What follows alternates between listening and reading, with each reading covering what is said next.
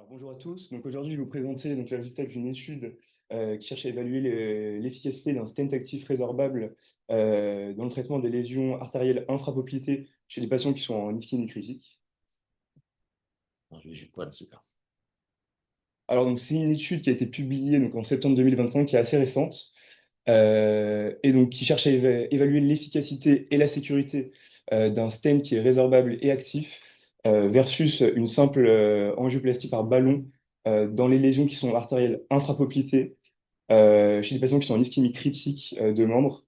Donc là, on présente dans FPC les résultats à 2 ans de l'étude. Donc pour commencer, l'ischémie critique de membre, c'est une pathologie qui est finalement grave, avec, comme vous le savez, un haut risque d'amputation. La prévalence de l'atteinte infrapoplitée, elle est assez élevée et les traitements sont limités. Il y a un intérêt croissant de l'endovasculaire. Donc c'est la technique la plus utilisée, notamment aux États-Unis, où on retrouve cette technique dans 70% des cas pour traiter ces lésions. Mais c'est une technique finalement qui a un taux d'échec très très important avec beaucoup de resténose et de réintervention. C'est pourquoi on a besoin d'évaluer l'efficacité de d'autres traitements. Donc, dans cette étude, on évalue donc un stent qui est résorbable et qui est actif avec comme principe actif l'éverolimus.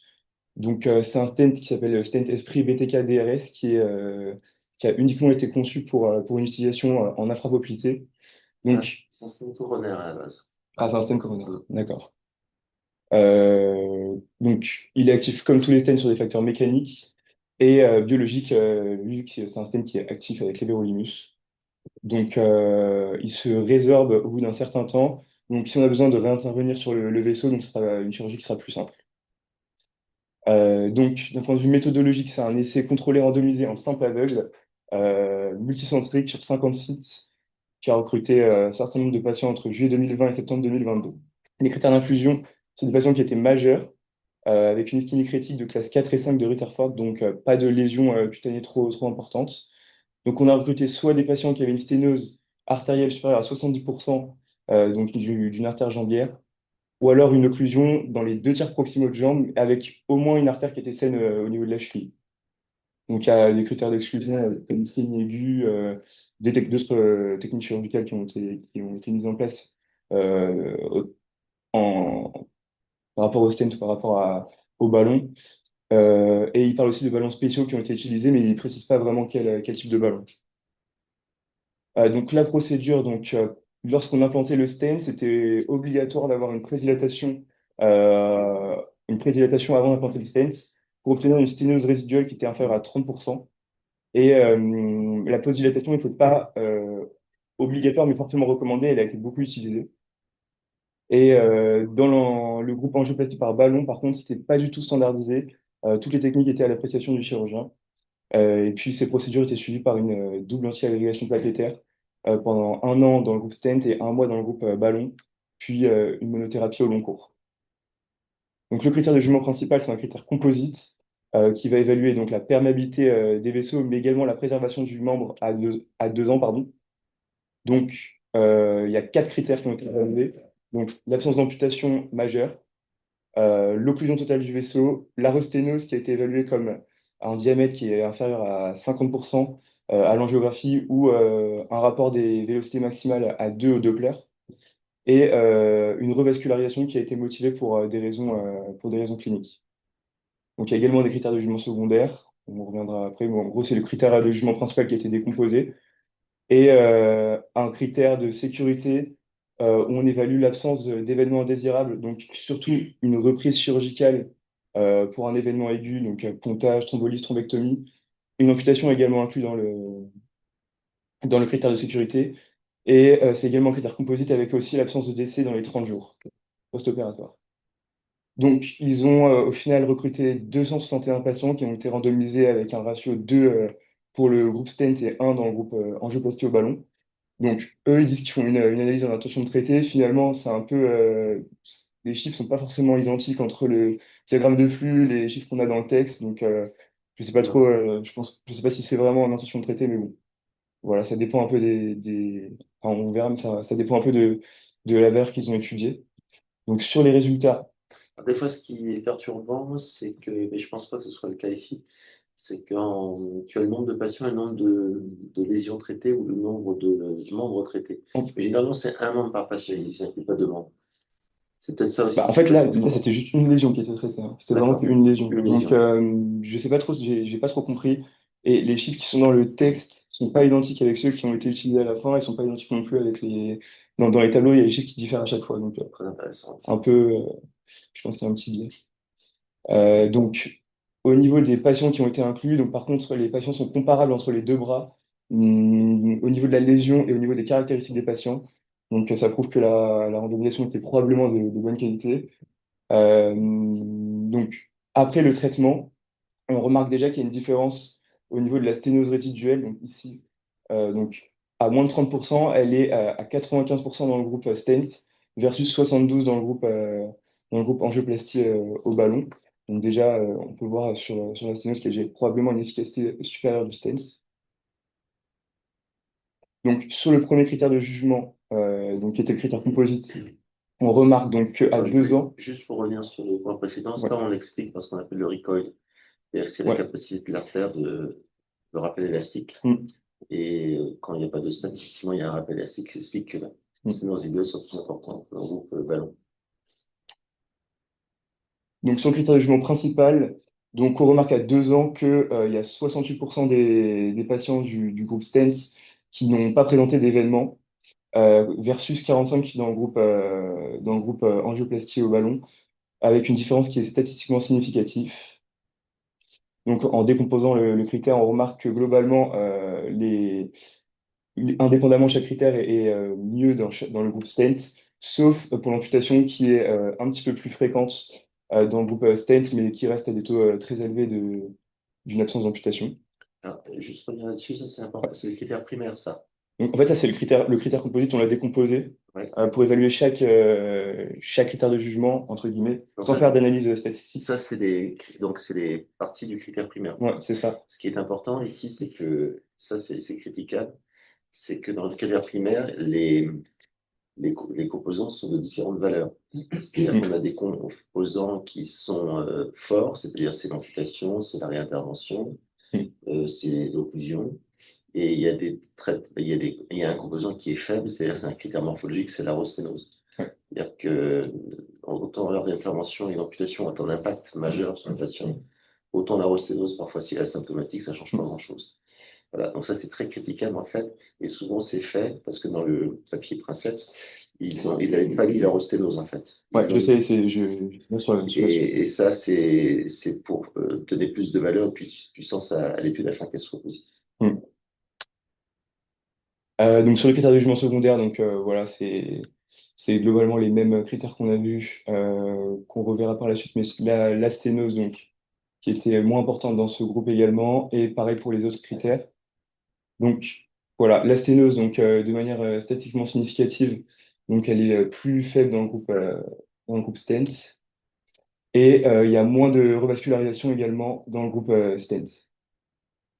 Sur le critère de sécurité, on n'a pas de différence statistiquement significative, mais bon, on ne peut pas conclure grand-chose. Juste probablement il y a pas énormément d'effets indésirables.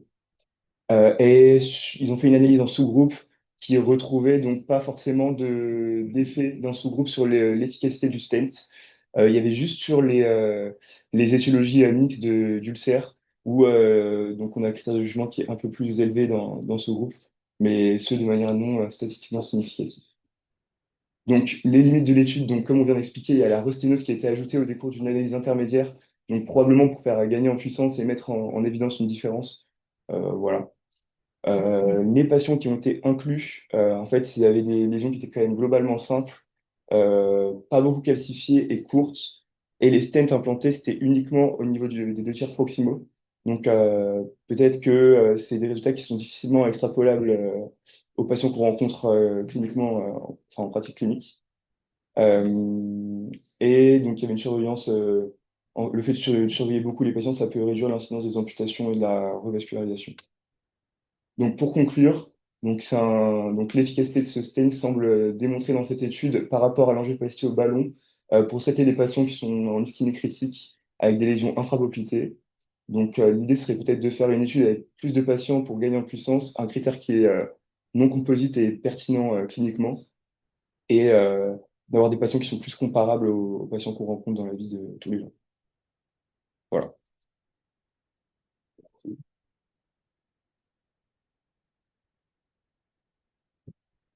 Est-ce qu'il y a des remarques concernant le système biorésorbable? En- Il vient d'avoir le marquage CE en France. On a pris des concurrence non remboursée, je pense que je dirais les entre 3 et 4 millions de stades. Mais dans cette indication-là, du coup, Pardon? dans cette indication-là, de dire proximal. Ouais, le marquage CE est dans l'indication de randomisée. Donc, il est remboursé aux États-Unis, donc il y a une commercialisation qui fait. C'est un système qui est différent. Et donc, avec le marquage CE, il va y avoir des demandes pour le remboursement dans les différents pays. C'est quoi le diamètre Du stent, du stent, ouais. de mémoire, je crois que c'est 2,5 à 3,5 à peu près. Enfin, je me place C'est celui d'Abbott? Hein? C'est celui d'Abbott? Oui. Ouais. Oui, c'est l'esprit. Mais il sera disponible dans un peu moins d'un an, je crois. Et du coup, ils ont arrêté le Xience et Alors, qui en fait, pas le encore le. biorésorbable a le marquage chez eux. Ils sont en cours de demande de remboursement. Je ne sais pas exactement où ils en sont, mais Je crois que c'est MLB. Et par contre, ce qui est différent, c'est qu'actuellement sur le marché, en remboursé, on a deux stents qui sont des stents cette fois-ci actifs mais en acier, c'est un biorésorbable, qui sont le Promus BTK de chez Boston et le Xience BTK de chez Abbott. Et les deux compagnies, que ce soit Boston ou Abbott, n'ont pas décidé de renouveler la demande de remboursement, parce qu'il y a le EDR, tout ça, de leur stent. Donc d'ici 6 mois, 1 an, on va se retrouver sans stent actif. C'est là justement que je voulais vous emmener. Sans stent actif acier pour l'iosonie. La seule alternative sera celle-ci. Donc la question est, est-ce que vous utilisez de temps en temps, jamais un petit peu, des stents actifs expandibles sur ballon type coronaire pour le traitement des artères de jambes? C'est vraiment en Ça, dissection qui passe pas. Ouais, mais de façon ponctuelle. Ouais, mais je dors même pas par an. Ok, très faible. Bon, je pense que ça vaut le coup d'avoir quand Donc l'alternative, c'est soit d'avoir ça, soit d'aller piocher sinon chez nos collègues cardiologues. alors moi, elle m'avait dit, la dame d'Abbott, que le temps, ils allaient avoir le remboursement, puis qu'il y avait un délai d'1 an, en gros, parce qu'ils arrêtaient aussi la fabrication du stent Xience, pour pouvoir justement lancer la fabrication de façon plus importante de l'autre. Que du coup, il y avoir un délai, peut-être pas d'1 an, mais de 6 mois sans du tout, sans alternative. Mais que l'autre, a priori, le remboursement, c'était bon. Enfin, ce que j'ai compris. Et j'espère pour eux, l'alternative, c'est on peut piocher des stents coronaires quand c'est des indications, il n'y a pas de choix, de toute façon, c'est possible. Bon, après, sinon, les non-actifs, il y a les Bentley coronaires qui sont Évidemment. un petit stents sur la dissection, mais c'est vrai que c'est vraiment exceptionnel. Non, c'est vrai, il n'y a pas beaucoup d'indications, mais à la marge, on en a besoin. Alors, sur des lésions courtes serrées, c'est ce que j'utilise en premier. Autrement, sur des lésions de plus souvent étant longues, c'est du bail-out. OK. Sur l'étude, pour revenir sur l'étude, est-ce que vous avez des remarques particulières ou pas? Le traitement post-op, c'est pas du tout le même aussi entre les. Alors, j'ai pas en fait. Le traitement des C'était anti-agrégants? Ouais, Bienségrégation versus 1 mois. ouais, c'est ça. Ça, c'est Qui va. biaisé un peu. C'est ça, en gros, c'est 1 mois dans le groupe ballon et 1 an dans le groupe stent. Et en plus, on remarque que au final, il y a un paradoxe avec seulement 61% des patients dans le groupe stent qui ont pris ce traitement pendant 1 an, versus 77 dans le groupe ballon. Au final, ceux du groupe ballon ont eu plus d'une bi-anti-agrégation que ceux du groupe stent. Ouais. Comment? Sur un mois. Sur 1 an, sur 1 an. Les deux sur un mois. Ouais. Les deux Enfin, à la groupes, fin du traitement, à 2 ans. À 2 ans, pardon. les- Ouais. À 2 ans, ouais, il y a 76% des patients qui sont sous bi-anti-agrégation dans le groupe ballon. Ouais, c'est ce qu'ils disent dans le texte. Par contre, je ne sais pas pourquoi, s'ils sont sous bienségrégation plaquettaire pour le cœur ou pour les jambes, ou si c'est parce qu'ils ont été refaits pour les jambes. Ils le disent pas, ça. Non. Non. Ah, moi, je suis resté un peu sur ma fin. Je trouve que c'est pas une étude qui représente la vie de tous les jours. Effectivement, les mecs qui ont des lésions simples, proximales, on traite, on ne les ampute pas, quoi qu'on fasse, ça marche. je pense qu'il faut avoir un petit peu de preuve de concept. Ouais. Je suis complètement d'accord, ça, dans la vie de tous les jours, c'est pas ce qu'on a. Le problème, je trouve qu'il faut mettre en évidence les différences, c'est dans les algorithmes, c'est tellement difficile, donc ils ont décidé de partir sur des légions relativement simples. Et après, effectivement, d'extrapoler ces résultats sur la vie de tous les jours, c'est pas facile. Quand on ne va pas avoir de lit d'aval correct, etc., est-ce qu'on gagnera quelque chose à mettre en Bah là, si, sur l'étude, ils font un lit d'aval correct. Un lit Des fois, d'aval les- de la lésion, ou un lit d'aval des autres, que je n'ai pas trop compris. Si Je pense qu'il faut un axe de jambe complet. il au faut moins. un axe de jambe Ouais. autre que la lésion. C'est ça que je n'ai pas trop compris. À un moment donné, dans les critères, il disait qu'il fallait un axe de jambe. Ouais. Est-ce que c'est un axe de Ils sont jambe? pas clairs pareil, mais moi j'ai compris ça. Je pense que c'est un axe de jambe complet et une occlusion dans les deux tiers proximaux des autres axes. Mais c'est pas très clair non plus dans ces critères. Peut-être que c'est l'axe en question qui a Non, mais traité. voilà, est-ce que c'est l'axe après en post-lésion ou c'est un autre axe qui de toute façon reprend la lésion? Pareil, le protocole est assez costaud quand même. Le protocole, c'est un truc, ça va pas tarder. Et je sais pas ce qu'ils ont déterminé, mais ça doit être bien, bien écrit, ça. Moi j'ai pas compris justement la différence entre les deux. Si c'était vraiment un axe complet ou juste une artère. Un autre axe complet. Voilà, je pense que c'est ça, mais je suis pas sûr. Après, c'est des stents relativement courts parce qu'ils viennent du coronaire, donc c'est des stents qui sont. Alors, il y a peut-être des développements, je sais pas, de stents plus longs, plus adaptés à nos lésions. Bon, c'est à suivre en tout cas, ouais. Mais la transposition par rapport à la technique quotidienne doit être prudente, je pense. D'accord. D'autres remarques? Le délai de résorption, il est simple. Non. C'est 3 ans. 3 ans. Ouais, Donc, du coup, la surveillance à 2 ans, le stent n'est pas encore résorbé. exact. C'est 3-4 ans. Après, il y a d'autres stents actifs qui sont des stents coronaires et qui vont être évalués pour le périphérique, notamment chez Teleflex ex-Biotronic, qui sont à base de magnésium et qui ont un délai de résorption d'1 an ou 2. Voilà, c'est plus court. Et celui-ci, c'est 3-4 ans. Ok. Oui. Ça change quelque chose, c'est résolvable à 1 an, 2 ans, 3 ans, 4 ans. Il faudra surtout voir après la résorption. Oui, est-ce que ça change quelque chose pour les perméabilités? Ben, l'idée, alors, en termes de bénéfices cliniques, je sais pas, l'idée marketing, c'est de dire que plus vite il est résorbé, moins la mobilité, enfin pas la mobilité, mais la vasoréactivité de l'artère est mieux conservée, moins il y a d'irritation. Et ça, c'est la théorie. En pratique, ça n'a pas été montré. Il faudrait voir après aussi la résorption.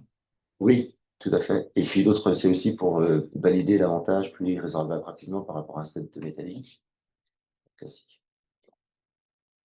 Ok.